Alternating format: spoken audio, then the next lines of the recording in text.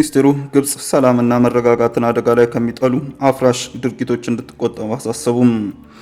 ግብጽ አባይ ወንዝ ላይ የምታደርገውን የቀኝ ግዛት ትርክትን አክትሟል ሲሉ አጽንኦት ሰጥተዋል። ግብጽ ሰላምና መረጋጋትን አደጋ ላይ ከሚጥሉ አፍራሽ ንግግሮችና ድርጊቶች መቆጠብ ይገባታል ሲሉም በጠቅላይ ሚኒስትር ጽህፈት ቤት የዲሞክራሲ ስርዓት ግንባታ ማዕከል አስተባባሪ ሚኒስትር ቢቂላ ሁሪሳ ተናግረዋል።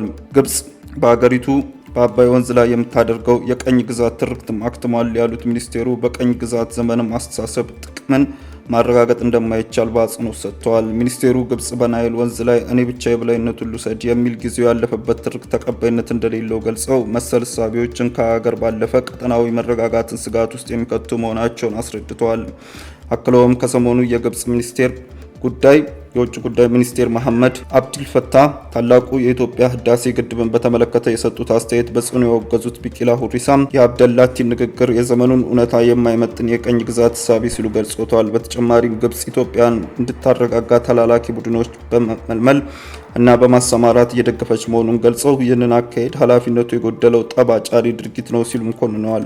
ሚኒስቴሩ የናይል ወንዝ አብዛኛው ድርሻን የምትወስደው ኢትዮጵያ ሀብቷን የመጠቀም ህጋዊ መብት እንዳላትም አክብረው የገለጹ ሲሆን ግብጽ በናይል ውሃ ላይ ብቻዬን ልጠቀም የሚል እያራመደች ያለችው አቋም ጊዜው ያለፈበት መሆኑን አመልክቷል።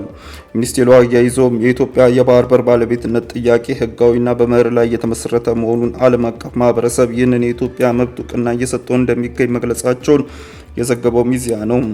ቀደም ሲል የኢትዮጵያ ውጭ ጉዳይ ሚኒስቴር ረቡዕ ህዳር 24 2018 ዓ.ም ባወጣው ጠንከር ያለ መግለጫ ከፍተኛ የግብጽ ባለስልጣናት በአባይ ወንዝ ላይ እና በታላቁ የኢትዮጵያ ህዳሴ ግድብ ላይ ጸባጫሪ ንግግራቸውን እያባባሱና በፍጹም ንግግር ወደ ጎን ቸል በማለት እየተቀበሉት አይደለም በማለትም መውቀሱ ይታወሳል። የውጭ ጉዳይ ሚኒስቴር በቅርቡ ከካይሮ በኩል የሰጡት አስተያየቶችን የግብጽ መንግስት የ21ኛውን ክፍለ ዘመን እውነታዎችን የመቀበል ላለመቻሉ መግለጫዎች ናቸው ብለዋል። ሚኒስቴሩ በመግለጫው አክሎ አንዳንድ የሀገሪቱ ባለስልጣናት አሁንም በቀኝ ግዛት ዘመን አስተሳሰብ ውስጥ የተሰፈቁ መሆናቸውን እንዲሁም በአባይ ወንዝ ላይ የብቸኝነት የባለቤትነት ወይንም የጠቅላይ አመለካከት አላቸውም ሲሉም በጽኖት ኮንኗል።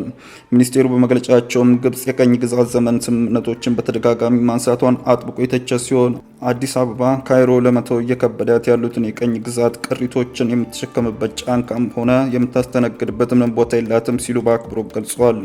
እነሱም የቀኝ ግዛት ዘመን ስምምነቶችን በመጥቀስ ስለ ታሪካዊ መብቶቻቸው ያወሳሉ ያለው ሚኒስቴሩ መግለጫው ይህንን የተሳሳተ አካሄድና ጥረትም ያስተሳሰብ አመራር ውድቀት ነው። የኢትዮጵያን በፍጹም የምታስበረግበት ይህንን የጃጀ የጨዋታ መመሪያ ነው።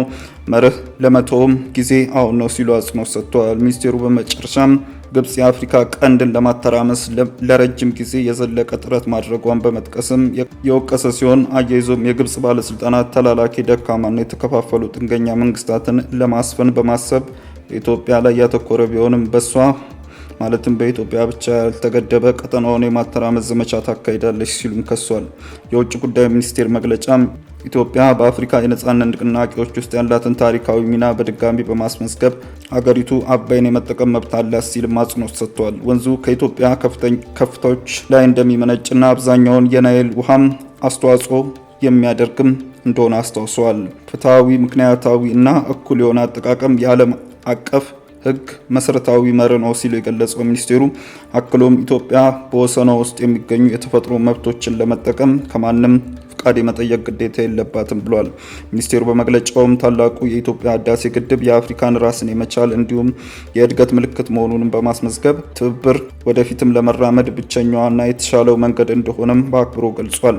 ግብጽ ኢትዮጵያ ታላቁ የህዳሴ ግድብን በመስከረም ወር ካስመረቀች ወዲህ ጸባጫሪ ንግግሮቿን አባብሳ ቀጥላበታለች። እንዲሁም የኢትዮጵያን ግድብ በአንድ ወገንና ከሃይድሮሎጂ መርሆች ጋርም በማይጣጣም መልኩ እየተጠቀመችበት ነው በማለት በተደጋጋሚ ወቅሳለች።